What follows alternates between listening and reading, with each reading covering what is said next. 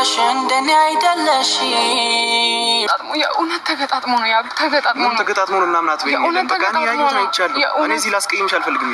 በቃ ሰው ፊት ግርግር ሌላ ነገር መከፋት ትችላለሽ። ከዚህ በኋላ እኔ እና አንቺ ያለውን ነገር ጨርሰናል እኔ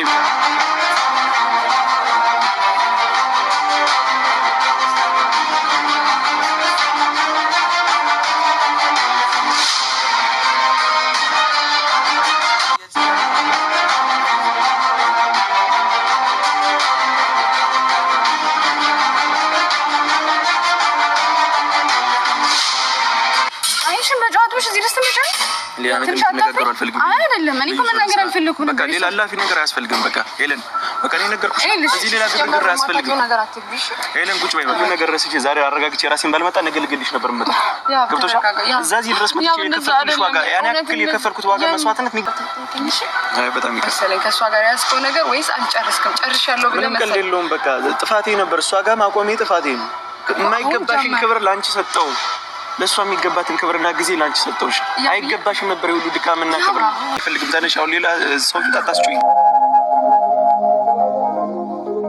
አውቃለሁ የዋነሽ እንደኔ አይደለሽም። ጨክኖ የሚጨክን ክፉ አንጀት የለሽም። አንድ ድል ሰጠሽኝ ልካስሽ ታምኔ። ሰላም እንዴት ናችሁ? የተወደዳችሁ ውድ ቤተሰቦቻችን ደህና ናችሁ ወይ? ሰላማችሁ ይብዛልኝ። እኔ በጣም ደህና ነኝ።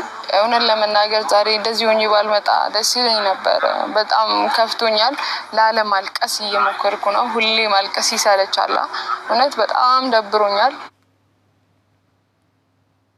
ሉልን አላውቀው። ትናንትና እኮ ሉሉ ምንም አልነበረበትም። አይደለም እንዴት አድርጌ ላስረዳክሽ? የእውነት ሌላ ነገር ምንም የለንም። ድንገት ሰውነቱ ላይ የሚወጣ ነገር ወጥቶበት ነው። አግኝቼዋለሁ። አንዴ ካፌ አብረን እኮ ነው ቁጭ ብለን ሻይ ቡና ያለው። ምንም እኮ አልነበረበትም። እኔ እኮ አይቼዋለሁ። እና ከሰከንድ በኋላ ነው ተፈጥሮ የጠበቅ። የእውነት እንደዛ አይደለም። የእውነት እንደዛ አይደለም።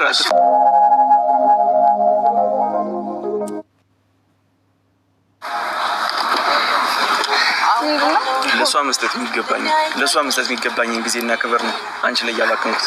አልገባኝም ማለት እንደዛ ነው የተሰማኝ። ምንድነው ያረክ ያለው? እሷ እንኳን ያን ያክል አንቺ ጋር ሆኜ በሰው ፊት በአደባባይ ፊት እስከዛ ሰዓት ድረስ ከትናንትናዋ ሰዓት ድረስ በጣም ብዙ መስዋዕትነት እየከፈልኩልሽ አንቺን ለማስደሰት ጥግ ድረስ እየሄድኩኝ በነበረበት ሰዓት በዚህ ፍጥነት እሷን ለመጣ ሰው ጋር ተለጣጥፈሽ ሌላ ነገር ስታደርጊ ስትተሻሻለሽ ምን እንደምትደበድባት ማለት ነው ያለው። ለምን እንደምትደበድባት ስርዓት የለሽ? ቁጭ ብለሽ በንግግር አጣም ሄለን። እኔም እኮ ሌላ ነገር ማድረግ እፈልጋለሁ ሄለን። በዛ ሰዓት እንዲሆን ትግስትን ከየት እንዳመጣሁት አላውቅም። ስሚኝ ልጁን ማለት ነው እዛው ላይ አንቄ ብገለው ደስ ይለኝ ነበር። በጣም ነው ያዋረድሽኝ እኮ አልኩሽ። ስለ ቤተሰብሽማ መጨነቅ የነበረብሽ አንቺ ነሽ። አዋረድሽኝ። እነሱም አክብረውኝ እኮ በስነ ስርዓት ነበር ያስተናገዱኝ። በስነ ስርዓት ያውም ወግ ማድረጉን ባልጠበቀ መንገድ መጥቼባቸው እንኳን በስነ ስርዓት ነበር ያስተናገዱኝ። ሲጀመር ሰው ይልኩ ሁሌም አንድ ነገር ነው። አንቺ በጣም ደክሞኛል ነው ምክንያት ነው። ሰላም ጤና ይስጥልኝ። ውድና የተከበራችሁ የብዙሃን ቻናል ቤተሰብ እንዴት አላችሁ? ኧረ ምን ሰላም አለ። ግን እኔ ያየሁትን እናንተም አይታችኋል። በህልምሽ ነው በህልሜ ነው በእውኔ ነው እያልኩ ነው። የምሬን ነው የምላችሁ። እንዲህ ቆይ ያብና ሄሎ ያሉት አርባ ምንጭ ናቸው።